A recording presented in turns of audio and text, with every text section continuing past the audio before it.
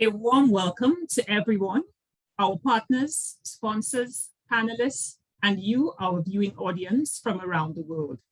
My name is Judith Ephraim, Program Director for Sustainable Energy at the OECS Commission, and I am your moderator for this session. Thank you for joining us for SDM2021 Summit, and we are looking at the session, Financing the Sustainable Energy Transition. Sustainable energy is at the very heart of our development, touching on several other areas, including food, health, water, transportation, industry, and climate change.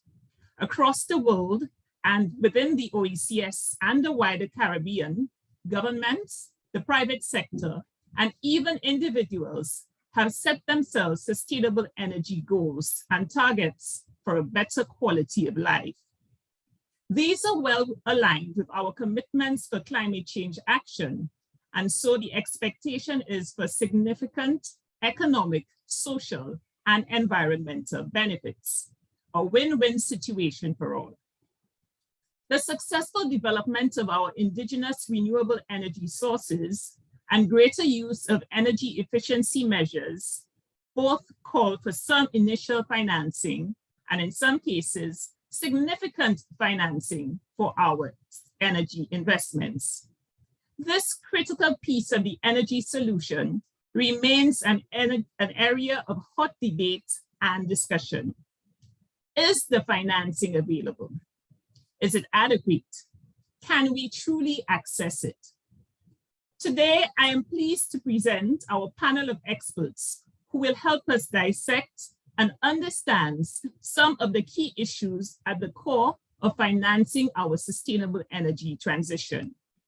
Our panelists have diverse backgrounds, and so each panelist will examine another dimension of the financing topic, which is multifaceted, drawing on their unique experiences and expertise. The aim is at the end of this session, for all of us, we will not only have a better appreciation of the subject, but that collectively we can have some sharing, focused dialogue, and cross-fertilization of ideas towards accelerating our sustainable energy transition. So sharing their knowledge and views today, we have a very distinguished panel, and they are Ambassador Vince Henderson, Ambassador of the Commonwealth of Dominica to the United States of America and permanent representative to the Organization of American States. Dr. Cletus Burton, the Executive Director of the Caribbean Electric Utility Services Corporation, CARELEC. Mr. Floris Vermeulen, representative for the Southern and Eastern Caribbean at the European Investment Bank. And Ms. Kieran St. Omer, Senior Project Officer at the Eastern Caribbean Central Bank. We also want you, our participants, to be part of the conversation. So please feel free to introduce yourselves in the chat and pose your questions in the Q&A section. Your questions will be answered after the round of contributions from our panelists. So let's talk to our panelists. Small island developing states are faced with competing developmental priorities, the inability to benefit from economies of scale and attract high quality investors, and the inability of governments to take on additional debt. These all affect our sustainable energy development activities. Ambassador Henderson knows these issues well. He has served as a cabinet minister and member of parliament in Dominica for 2 terms, covering a range of portfolios. In the context of energy, he is the founder, and first chair of the SIDSDOC, a sustainable energy initiative of small island developing states, and the Caribbean Center for Renewable Energy and Energy Efficiency, CCRE. At the national level, he plays a leading role in Dominica's geothermal energy development efforts. Welcome, Ambassador. Ambassador, can small islands tackle these issues and successfully secure financing for sustainable energy? And how is Dominica addressing these challenges? We wait to hear from you. Judith, good afternoon, and good afternoon to all of my co-panelists and to all our viewers. It's a pleasure to be with you this afternoon. I hope I will be able to make a meaningful contribution to this discussion, but you quiver me, for those who don't know Creole, sorry. Judith has just burdened me with a very difficult question. Judith, yeah, the thing, you've been on this mission. We shared some efforts together, even in SIDSDOC, even in playing the role and trying to get our governments to transition. But the issues that Dominica faces is really not much different from those the other OECS countries face. I would say, so for the transition, let me just start with that. I'm talking from the government point of view, and I know Kiran will be happy with this, and I will say the key thing is financing. We have one of the key challenges is financing. I know in a lot of quarters, we like to talk about regulations, which are very important, by the way, but Dominica has had an act of parliament, not just a policy, that opened up the sector to IPPs, independent power producers, since 2006. To date, we have not seen any serious emergence of IPPs providing power to the grid or nationally outside of the grid.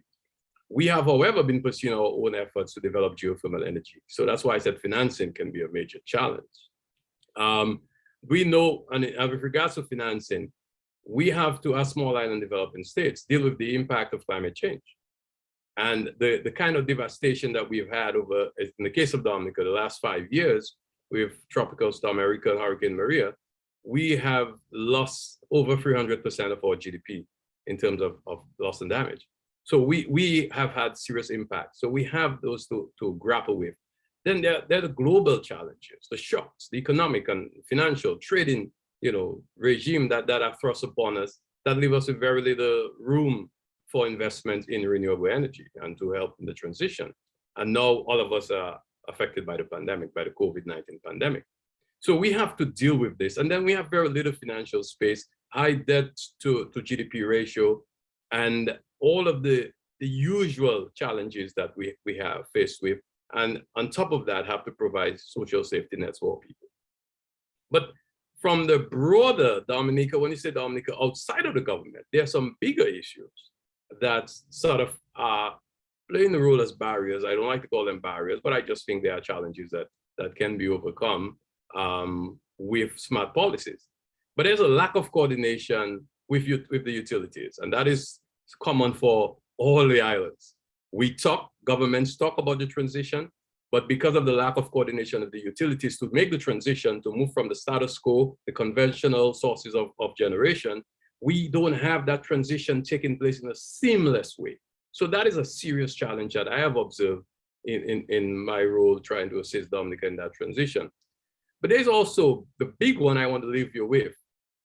And I know you would like this one, Judith, but there's a tendency to treat the transition to renewable energy as a climate change, how should I say, it's more of a mitigation measure rather than being seen as a sustainable development initiative or effort that would transition, or should I say transform all sectors of our society, of our economy. So unless we can see it as that, because when we look at it as a climate change mitigation effort, we focus more on reducing greenhouse gas emissions. And sometimes we lose sight of the fact that there are other parts of the economy that need to benefit, of the country that need to benefit. And sometimes we underplay the core benefits. So the core benefits, for example, if you were to develop, say, OTEC, that you could have water, you could be producing, if you use waste to energy, we're not talking about waste to energy, we talk about low-hanging fruits, solar and wind. We love this so much. They have their role, but we are losing sight of the big things that can cause the transformation in the OECS that will be more for sustainable development effort rather than a climate change mitigation effort. And I think if we view them with those lenses, we will be able to have more success and to help the private sector to meet what I consider a knowledge gap, because the private sector sometimes don't even know what we're talking about. We bring all these experts, they come, they talk to us, they do presentations, we have consultations. But the truth is The private sector in the Caribbean, I'm not talking only local, within the Caribbean, do not see the opportunities to invest in renewable energy as they should because of that knowledge gap. CICRI is trying to bridge that gap. The CARICOM is trying to bridge that gap. And I know the OECS Commission is also playing its role. And therefore, we need to be able to bring all parties together so that we can see that transition. It's not just a government thing. Thank you, Ambassador. But I want to pause a little bit and stay with you because I think we have a little bit of time. Dominica, after Hurricane Maria, energy and resilience became even more important. When we looked at the electricity lines strewn on the ground and we saw the impact that that had across sectors, I think it really understated and underscored the need for us to really build resilience and incorporate renewables as part of the energy mix for Dominica. I know, for instance, geothermal energy has been something that Dominica has been looking at for the longest while, and geothermal really calls for some significant investment. Can you share a little bit as to what you have done in terms of, I know that there is the Geothermal Development Company in Dominica, and you've used a very, to my mind, innovative way of accessing financing, which perhaps some of the other islands may not be aware of. Can you share a little bit of this in terms of the successes you have had? Okay, Julie, first of all, allow me, je suis désolé for all the translators. I've been talking a bit very fast, I think. So I am sorry, I've had to deal with this in my career, represent my country.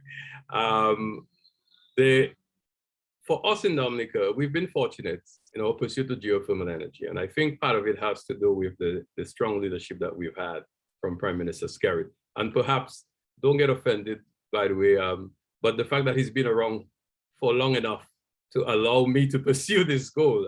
And I want to thank him for that. So leadership is very key. We have seen strong leadership. So after, and Tristan, you made the point, after Tropical Storm America, when we got hit, our partners with whom we were pursuing the development of geothermal energy pulled out. And I went to the Prime Minister and I said to him, PM, I think we can do this. You know, just give us the support, we'll do this. He pledged at the time, $10 million US to develop geothermal energy from our local resources. At the time, we had major inflows from our Citizenship by Investment program. And he committed that. And since then, we have been pursuing our geothermal energy development with the support of local resources from funds made available to us by the Ministry of Finance. So we've been pursuing this, and then Hurricane Maria hit, and we realized, but hold, we need to make this even more resilient to the impact of climate change. And so what we've done is that now in our design, we have increased the capacity from 7 to 10 megawatts, but we have also designed our reinjection line in a manner that will minimize or sort of mitigate the impact that a major weather event would have on our geothermal power plant. The design of the plant itself is built to withstand up to a Category 5 hurricane. So the actual housing of the plant, the facility itself is being built or designed. It has been designed so far and will be built to ensure that it can withstand that impact. In addition to that, what we are doing now is building a new transmission system from the location of the geothermal power plant in the Roseau Valley in Loda, going all the way to the center of control and the load centers of Domlec, the electric utility. And they will be built as resilient as we can afford. And this is where I believe too that our partners need to start talking about, you know, some grants that could help us meet the resilient factor.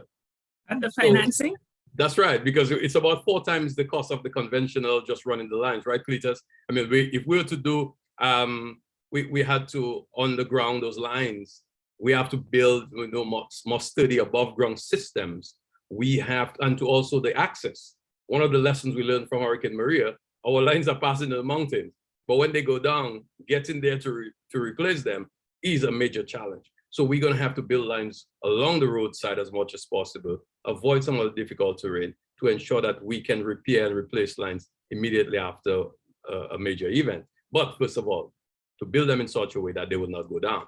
So we are doing all of this while we're developing geothermal energy and also building a transmission line from the south all the way to the north, so that we can evacuate as much of that geothermal power through some high voltage transmission system to the north. And in that process, eliminating the need for more diesel generation in the north to stabilize the frequency and voltage. So we find ourselves doing a number of things as we pursue geothermal energy so that we can build in resilience into our electricity grid. Okay, thank you, Ambassador. We'll get back to you a little later. I see some questions in the chat coming to you, but I think now we're gonna move to our panelists who represents the utilities. And utilities, they really have a major role to play in this energy transition. The Caribbean utilities have shown some movement, but I think they're great cries for a faster pace, a more aggressive pace towards renewables and energy efficiency. Dr. Burton, he's now with Carelec, but he has worked across the region in a number of areas in terms of management of change and innovation, ICT implementation, business process analysis, and all these, I think, contribute to helping him really take the lead at Carelec and really help to reposition this organization to ensure that, you know, it becomes a leading partner for energy solutions in the Caribbean.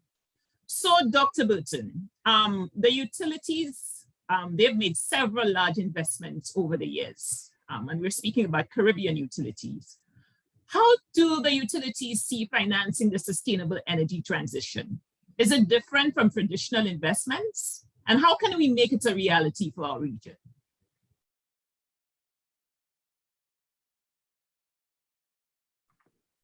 Okay, good afternoon, everybody, or good evening, good morning, depending on what part of the world you're at. It's a pleasure to join you today, especially on such an esteemed panel. Whenever I'm in the presence of persons like Ambassador Vince, I always have to, you know, thank God that I have the opportunity to do the work that I'm able to do in this life. And other esteemed colleagues on the panel, it's really a pleasure to sit with you this afternoon. Judith, thank you for the opportunity and for your question. I put up a few slides on the screen. I'm not sure if it's visible. Could you just confirm that the PowerPoint is showing? Yes, we can see it. Okay, great. So I'll just spend about 5 to 6 minutes of the 10 minutes allocated for the kickoff running through these slides and then circle back to zero in on perhaps your question in greater detail and depth. So just a few thoughts. First of all, just very briefly on Carelec, some of the services that we offer over the 32 years of existence of the organization, being present in all of the English-speaking Dutch and French Caribbean, from far up as Bermuda down to Guyana and Suriname, across to Belize, Honduras, and Barbados in the east.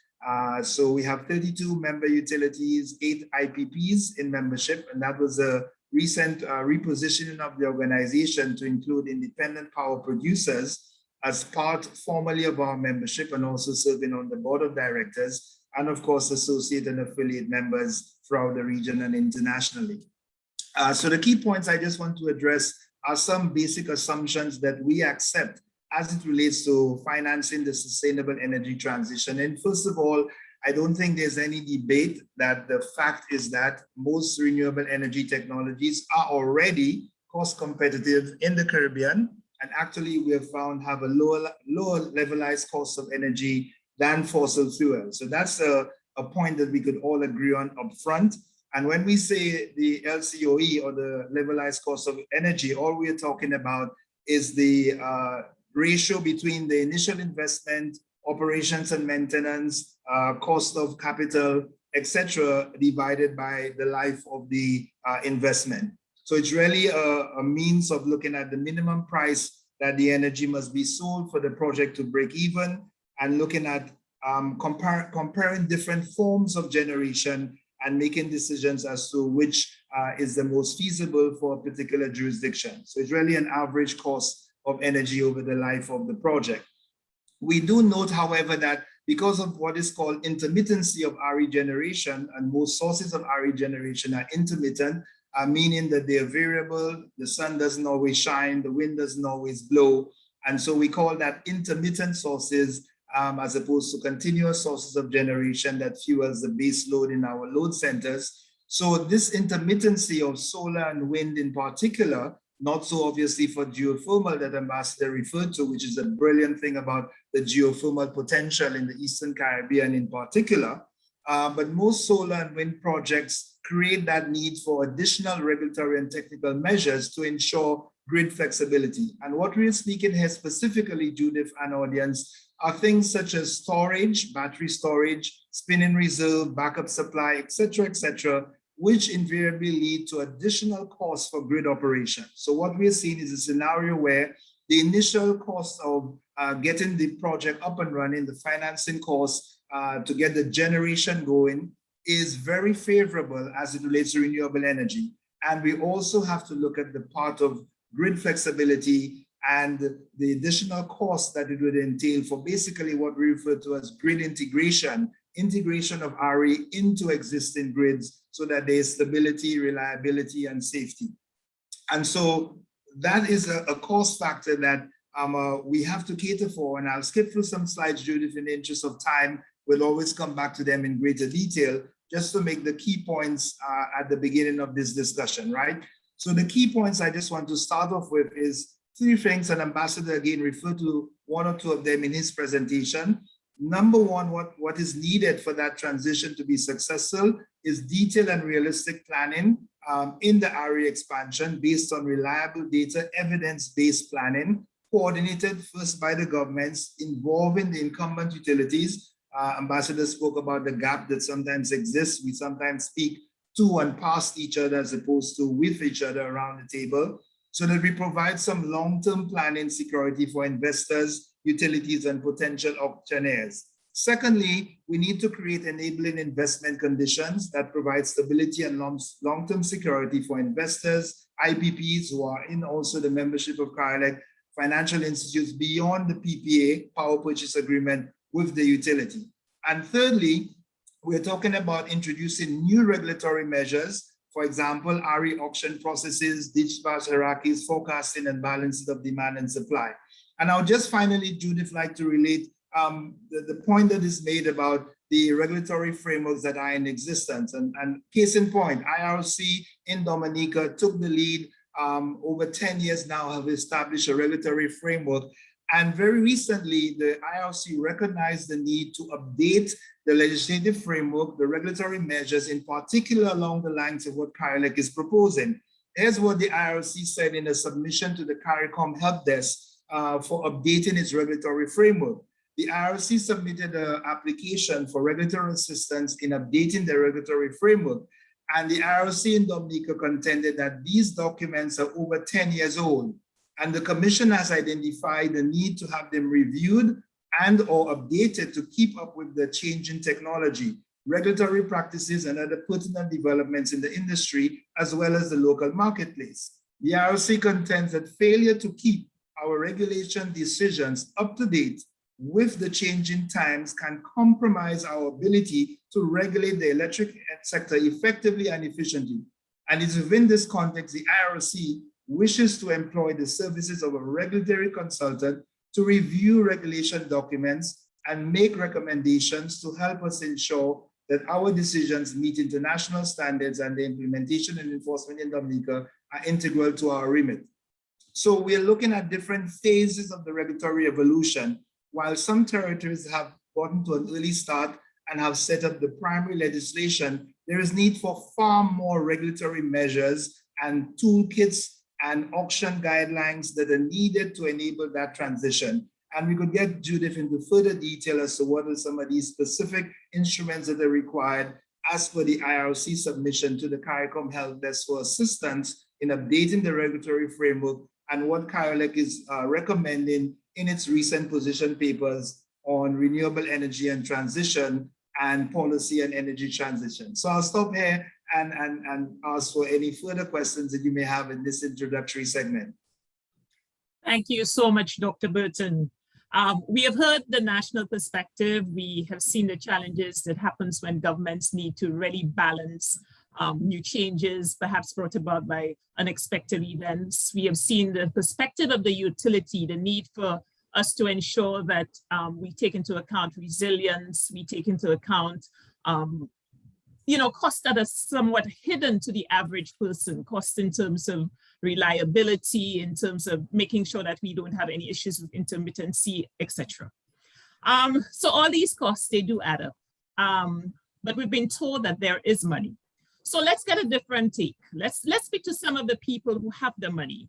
And we will move over. We'll start first with the European Investment Bank. Mr. Vermeulen's role at the EIB, it covers institutional relations and new business development, including public infrastructure lending and support for access to financing for MSMEs. So we also know that some of our MSMEs are also looking to get into energy.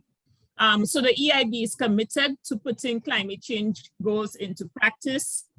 They have about 23 billion euros for climate change action projects, which we expect energy to be part of that over the past year. And they've been active in our region for about 40 years. Mr. Vermeulen, we are told that there is money for energy, yet we don't see too much movement. What do you see as the main hurdles to accessing financing for our region's sustainable energy solutions? Hello, everybody. Thank you very much. So my name is Floris, and I represent the European Investment Bank in the Southern Eastern Caribbean. Thank you for inviting me today with all the distinguished panelists. The European Investment Bank is the largest multilateral lender in the world. You can imagine we are like a European version of Caribbean Development Bank or the World Bank or Inter-American Development Bank. So our activities in the Caribbean are really focused on supporting sustainable economic growth. We provide loans, and that complements the work from my colleagues from the European Commission or overall as the European Union that provide the grants to the region. Now, when it comes to sustainable energy, I looked up some numbers, and just for Barbados and the OECS, the EU provided close to $70 million in the last 7 years to support the sustainable energy transition. This goes through regional organizations, it goes through national governments, it goes through technical assistance programs, so like programs to help on expertise and human resource capacity. So I would say that's just the EU. That doesn't cover what Canada is doing, what the United Kingdom is doing, what the United Nations is doing, what the USA is doing. So I think you're quite right in saying that there is money available. And that begs the question then is like, why is not more moving? Dr. Burton, I think your presentation was extremely pertinent when it focused on the 3 key success factors on what it would take to accelerate the transition to clean energy. That you mentioned planning, stability and long-term security for investors, and then the regulatory measures. And I think from my perspective as an outsider coming to the Caribbean, I think the fact that we see small economies and you think it should be a small problem to solve is actually a bit of a paradox, and actually it becomes more complicated when you have a smaller economy to deal with. And why is that? Well, firstly, it's hard to attract investors for projects that might be 5 or 10 million in size when there's renewable energy projects around the world that are 50 to 100 million in size. That's one aspect. Number 2, an investor will always want to know about the risk they're taking and the financial risk. So if you're investing in a renewable energy project in a country like Chile or Mexico or the United States, you know the kind of company and the government that's behind that power project, and that the kind of money that's available to honor the payments under that contract you make by providing renewable energy. And the risk in the Caribbean is simply just higher because the economies are smaller. And as we're all aware, I mean, the Caribbean faces a lot of vulnerability when it comes to external shocks, both economic and weather related. And I think there's the challenge of just human resource capacity. When I spent my whole life in finance and banking, and I think one of the most important factors of what you mentioned, Dr. Burton, is indeed the regulatory side. And I think that's also the key to unlocking greater sustainable energy investment.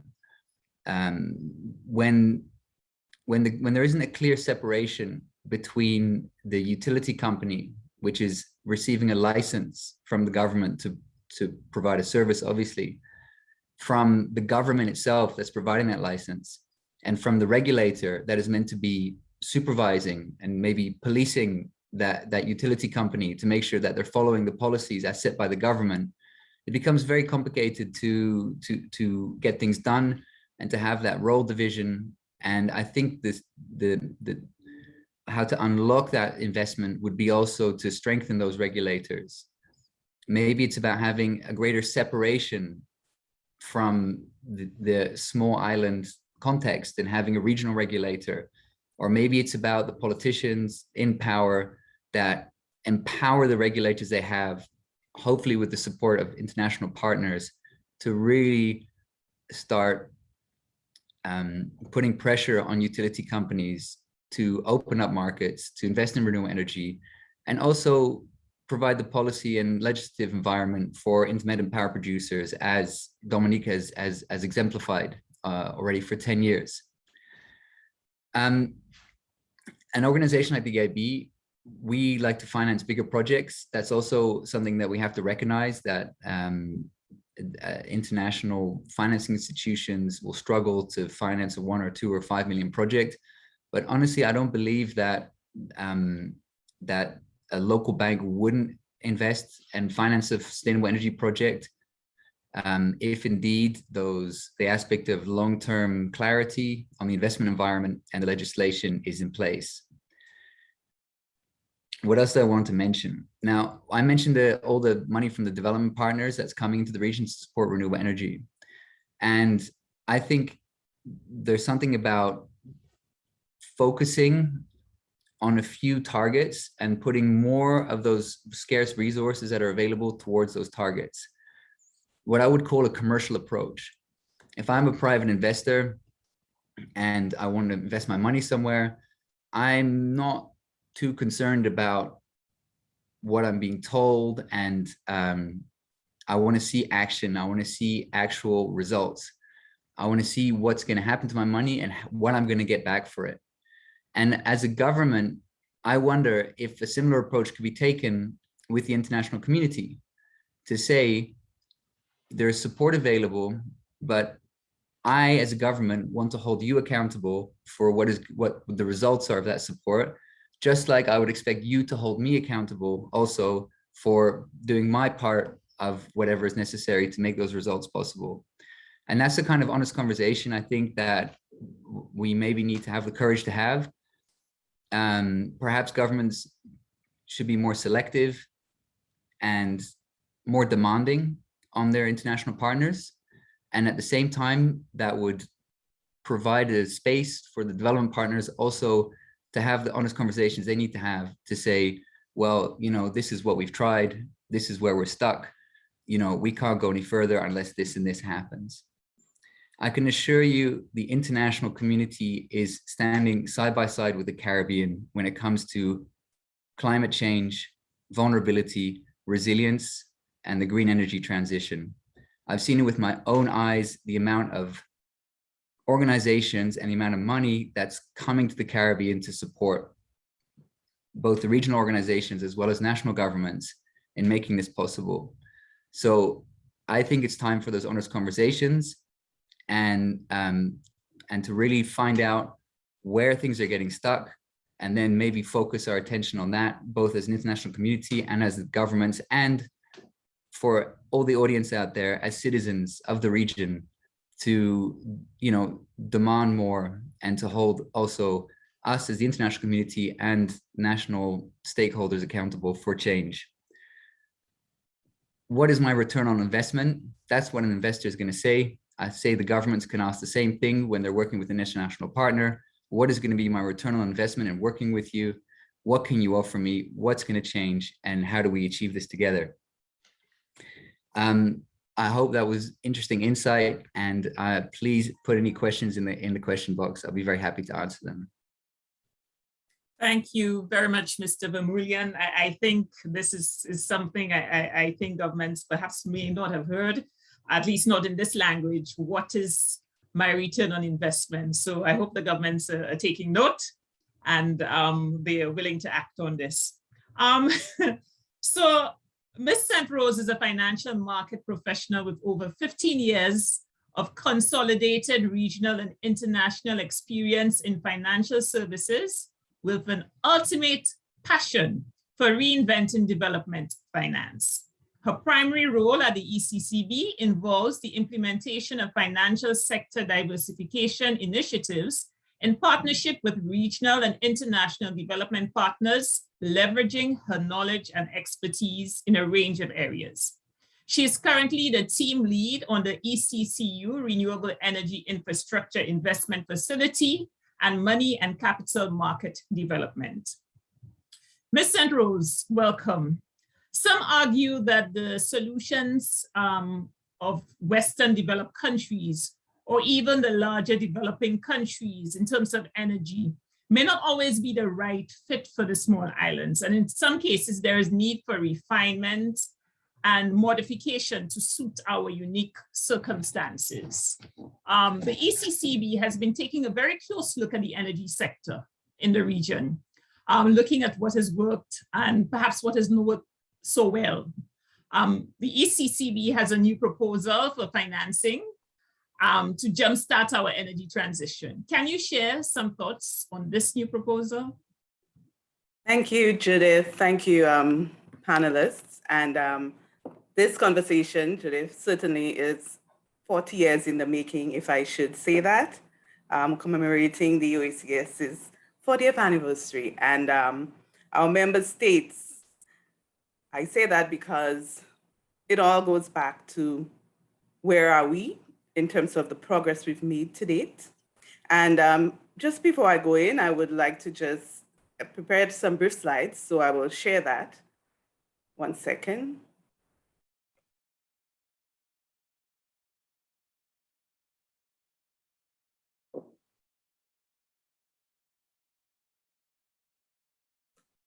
Okay, can you see my slides? Or my screen, rather? Great. Yes, we can. Yeah. Right. So as I said, this conversation is 40 years in the making. And we note we've been enjoying fun, sun, and sea. And we've had an abundance of that resource in the sub-region and throughout the CARICOM. After all, we are tourism destinations. And to date, we have not been able to harness the power from that resource. So, for instance, the vulnerabilities we face is that we've only installed at least 34 megawatts of renewable energy capacity over the last 2 decades. This is less than 10% of the total capacity, that the potential that we have within the region.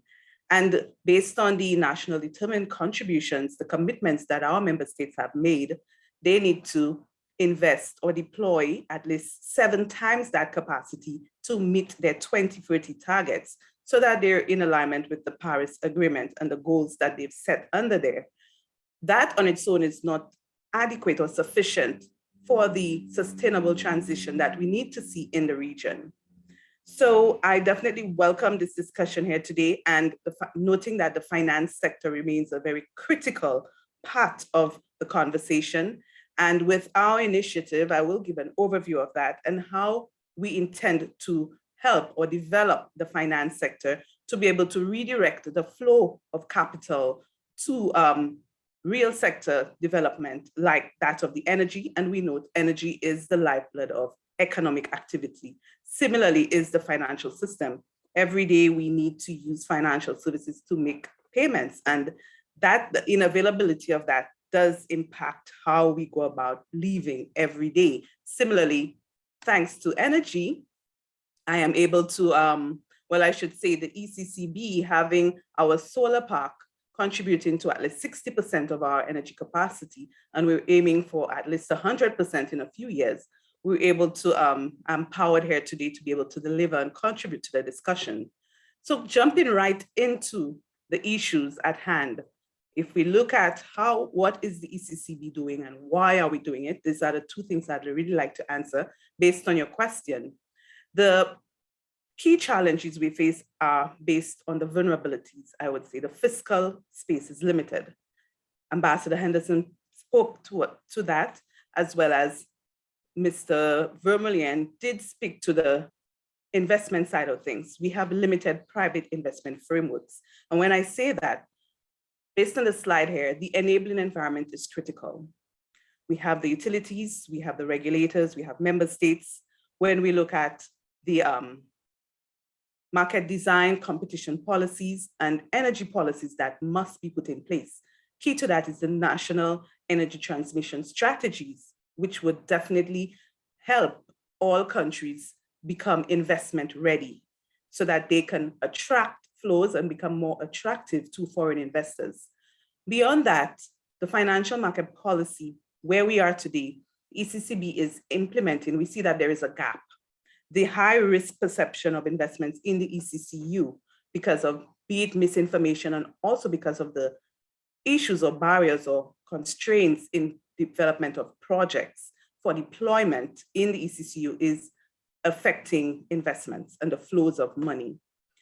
There are inadequate risk instruments. For instance, to help de-risk projects, most projects, governments, the public sector would have to finance because of the large outlay of capital that must happen upfront. And that is needed to help attract investors. Beyond that, we also see our financial services entities investing or lending towards clean or green investments. Do we have the appropriate policies to facilitate those investments? When we speak of responsible investment, there are several policies, international frameworks that have been established and which govern the significant, or I should say, explosive flow of capital in the foreign markets currently towards renewable energy and climate action.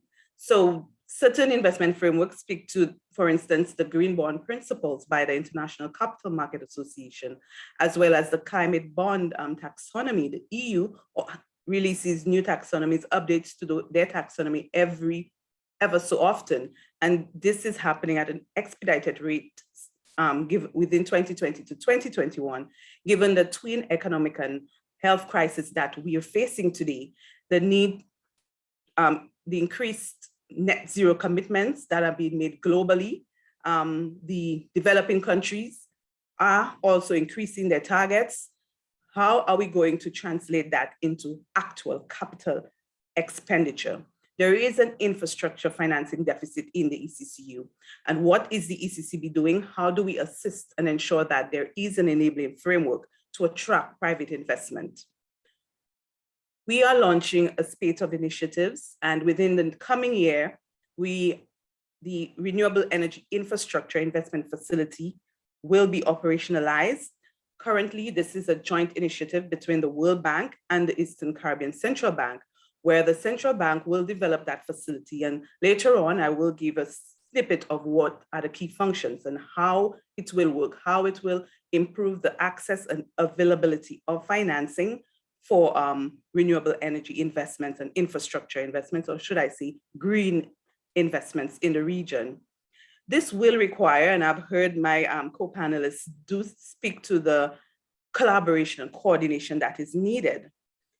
It will require an unprecedented level of collaboration. And based on my experience, this being on the digital currency pilot project that we're doing, that in itself required an unprecedented level of unique set of collaboration with the financial services sector to sort of future-proof the services that we offer. So ECCB would like to see the energy sector develop, and this is, as I said, energy is the lifeblood of economic activity. So definitely what we've done, we've designed this project to enable a launch of the facility to accelerate the scale and flow of financing towards renewable energy. Part of that, the facility, we will be embarking on a market diagnostic. And why are we doing so? We need to identify how ready are markets. So we were hoping to develop an investment pipeline of projects, a priority pipeline, and assess the readiness of those. So the facility will also cover the preparation and project development phase of standard renewable energy projects. This market study, we're going to work with every member state to develop those project pipelines, as well as our partners, regional partners. We're hoping to boost the efforts that they have been doing over the last few years to enable projects to be deployed so that we could meet those targets by 2030 and of course beyond.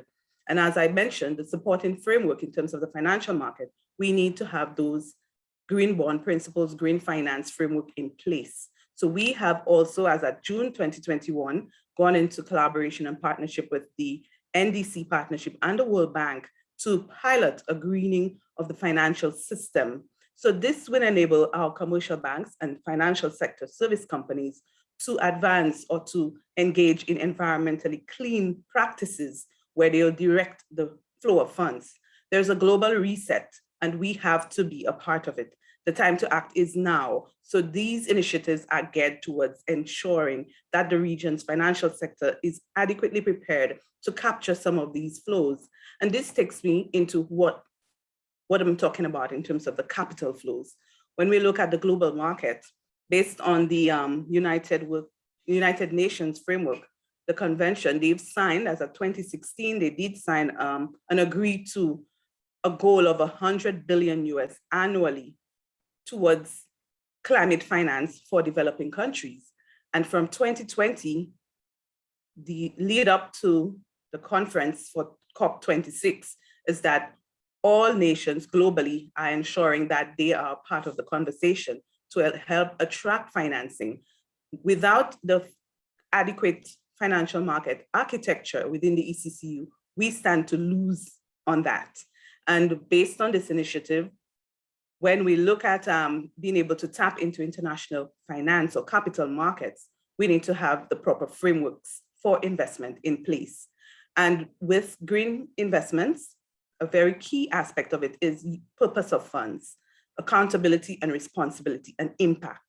You need to see whether they are going to the intended goals. There needs to be proper monitoring and disclosure and transparency. So the efforts that we have or the strategies we've put in place or we're planning to launch will certainly aid the sector and our member states and utility companies, developers, our regional partners, provide that environment and framework that is necessary to enable and accelerate the deployment of projects.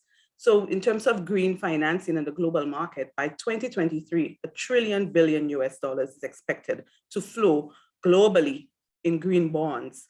Has the ECCU issued a green bond or have we done such? The answer is no. Our neighbor, Barbados, I know they have issued at least private placements, bilateral or to a few investors, a green bond. We have other emerging markets and economies that are definitely tapping into the global flow. None of these funds are currently flowing to the ECCU. Why? Because we need to ensure that our environment is more attractive to investors. And this is what the ECCB is working on. This here summarizes what are the key features and functions that we will execute via the facility that is being launched, and de-risking instruments, the ability to improve the attractiveness of projects. We're looking at guarantees, anchor investors, and we're hoping to consolidate funds, concessional funds, donor grants, those concessional resources, technical assistance. Ms. Central's 30 seconds. Thank you, thank you. And I should have said, Ms. Santoma, I know you're giving me Santoma, sorry. Yes, yes. That's okay, Judith. And I'm wrapping up. This is my last slide, and I'm quite passionate about the subject. And what I'd like to reiterate here is the biggest risk we face is not acting now. And the facility has received the full endorsement of our Monetary Council, which are the member states of the OECS. And the ECCB is taking action towards ensuring that we can streamline and standardize the processes and also improve the capacity within the ECCU in terms of technical capacity and technical studies to ensure that those projects and renewable energy infrastructure financing does take place at the right time. We have 10 years to go, and we need to get those projects financed at least within the first 5 years to see an impact or a change. And beyond the 2030 targets, it has to do with our sustainable economic, our green and resilient recovery. How do we recover from the current crisis that we face? So this is part of our broader program of action at the ECCB, where we're hoping to definitely contribute and transform the ECCU economies for a better, green, and resilient recovery. So thank you. And I look forward to engaging further on the topic. Thank you so much, Ms. St. Omer, and I guess you were Rose, so my apologies for that. But colleagues, I think this has been a very, very deep and very meaningful conversation. We really don't have a lot of time. I see a lot of the questions have popped up. A lot of them are targeted or are aimed at Ambassador Henderson. I've tried to answer some of them, and I would like to let our participants know that your questions will be answered. We will find a way to answer those questions and get back to you. But time is running out. Really, we need at least 90 minutes for us to really delve into that conversation. So what I've tried to do is to perhaps sum up all the questions into one question and ask our colleagues to answer in 3 words, 1 sentence maximum. What is the key to unlocking financing for sustainable energy in the OECS? And I will start with Mr. Vermeulen. Thanks for putting me on the spot. In 3 words, I would say regulation, transparency, and long-term clarity. Thank you so much. And Dr. Burton? Thank you, Judith, for that challenge. So the first 2, I think it's at least clear in my mind, collaboration and planning, I think would lead to a lot of the other things that are required. So I'll just take 2 words, collaboration and planning. Excellent. Collaboration Ambassador and planning. Henderson. Yes. Judith, I think I'm the oldest in the business around the table, so I earn some latitude. But I think, no, but Judith, seriously, my 3 words, I would say, but it's 4, it's IRRP. It's Integrated Resource and Resilience Planning. And I just want to put a 4th one in there, if you'll allow me. I'm doing this for Ms. St. Omer, and you owe an apology for calling her Ms. St. Rose, so I'll do that for her. Finance. I think there needs to be a better understanding of the financing of this project. I think if they were attractive in the absence of regulation, investors would come. Investors have come to our shores with no regulations in the past, whether it's telecoms, whether it's cable, whatever the case have been, they have come and some of them have sat with us and write the regulations. I don't believe it is so much regulations. I think finance, that's where it is. The facility that the ACCB is pushing, keep pushing that, Ms. St. Omer, and we're with you all the way. And thank you, Flores, for plugging in some very important points. Judith, sorry, I apologize. No, all appreciated. Ms. St. Omer, your name is indelibly etched now. Well, I will stick to your 3 words, Judith. I do forgive you, so I will stick to your 3 words. I would say unprecedented collaboration and cheaper financing via the Renewable Energy Facility. What? Excellent. Colleagues, this has really been a stimulating and thought-provoking conversation. Like I said, the perspectives are diverse, but I think taken together, they really give us a good summary, a good synopsis of the factors that need to be considered when we think of financing for our sustainable energy future. At this point, I think we have a poll. So I'm going to invite our organizers to launch the poll. And if you could please take the time and fill out those questions. It is very important for us to get a better understanding of this in the context of its impact and what you would like coming from it. I would like to take this opportunity then to thank our sponsors, to thank our partners, to thank our organizers, and to thank you who have contributed with your questions, with your comments. Yes, you will be getting the presentations. The OECS will be in touch with you and will let you know how these will be made available to you. But we see, colleagues, that there's quite a bit. Financing is available. We require financing for almost every aspect. We have to be innovative. I think it's clear, as many of our presenters said, that energy, sustainable energy makes sense in our region. Let us contribute to it. We can benefit from it. And I look forward to the next conversation that we will have and to the time that we will be able to really showcase to the rest of the world the best practices and the solutions that we have gotten in terms of addressing that very important challenge to our sustainable energy future. Let me thank you for being part of SDM 2021 and invite you to remain with us. We have two very exciting sessions that will be starting shortly. The first is exploring new financial opportunities to deliver sustainable growth sectors, and equally intriguing, innovative MSMEs supporting sustainable growth. Both of these will build on some of the issues and topics that we have been discussing here. So we invite you to stay tuned and to continue to be part of SDM 2021 as we move to make sustainable development part of the future of the Caribbean. Thank you very much and all the best.